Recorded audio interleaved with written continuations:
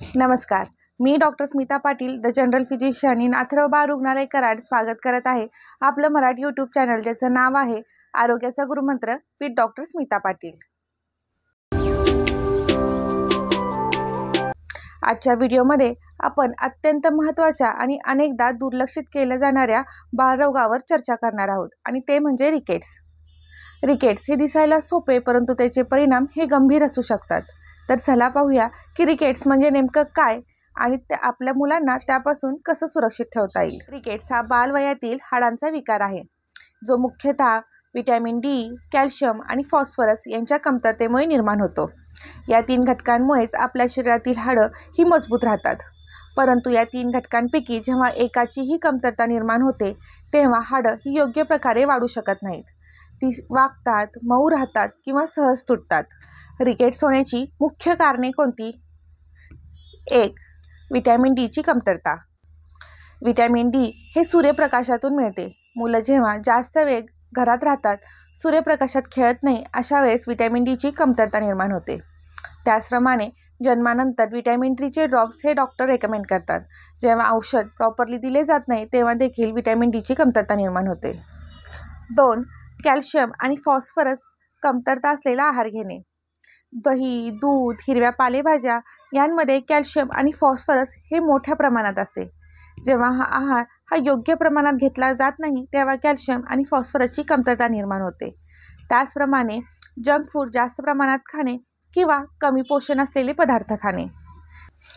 3. काही अनुवंशिक कारणे. ही कारणे जरी दुर्मिळ असली तरी काही हार्मोनल्स किंवा मूत्रविकारामुळे रिकेट्स मुलांमध्ये होऊ शकतो. रिकेट्सची लक्षणे कोणती? रिकेट्सची लक्षणे ही हळूहळू दिसायला लागतात, परंतु योग्य वेळेत लक्ष दिल्यास निदान करणे सहज शक्य होते. तर चला पाहूया की रिकेट्सची लक्षणे कोणती आहेत. 1. पायांची हाडे वाकणे. 2. गुडघे आतल्या बाजूला वळणे. 3. छातीचा पिंजरा बाहेर आलेला दिसणे. 4. टाळूची हाडे उशिरा जुळणे. 5. बाळ उशिरा चालायला लागणे किंवा चालताना पाऊल वाकडे पडणे. 6. मुलं थकलेली दिसणे. आणि 7. मुलांची हाडे ही वारंवार फ्रॅक्चर होणे. रिकेट्सचे निदान व्हावे यासाठी डॉक्टर काही तपासण्या करतात, जसे की रक्ताची तपासणी.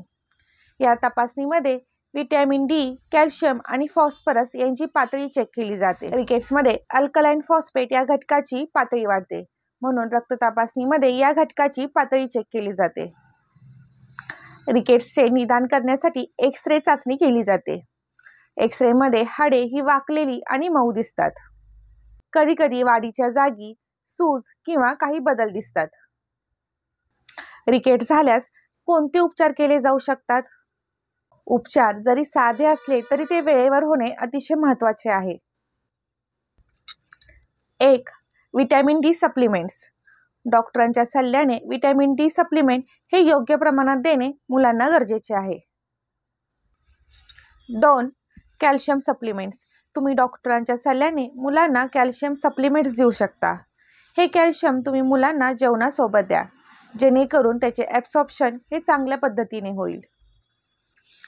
3. संतुलित आहार. दूध, दही, मासे, हिरव्या पालेभाज्या, बाजरी, टोमॅटो यांचा आहारात समावेश करा. 4. सूर्यप्रकाश. मुलांना सकाळी 8 ते 10 या वेळेत सूर्यप्रकाशात खेळू द्या, जेणेकरून मुलांना त्वचेच्या मार्फत नैसर्गिकरित्या व्हिटॅमिन डी मिळेल. Prevention is better than cure.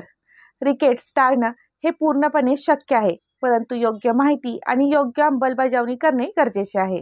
गर्भावस्थापासून आईचं पोषण योग्य ठेवणं. प्रेग्नन्सीमध्ये आईने विटॅमिन्स आणि कॅल्शियम सप्लिमेंट्स हे नियमितपणे घेणे गरजेचे आहे.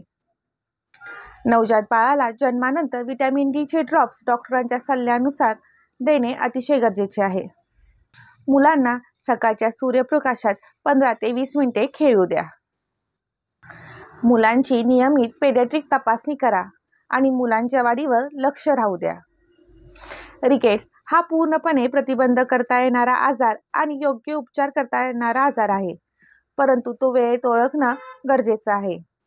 मुलांचं पोषण, नियमित तपासण्या आणि थोडासा सूर्यप्रकाश एवढं जरी लक्ष दिलं तरी मुलांचं बालपण हे हसत आणि निरोगी होईल.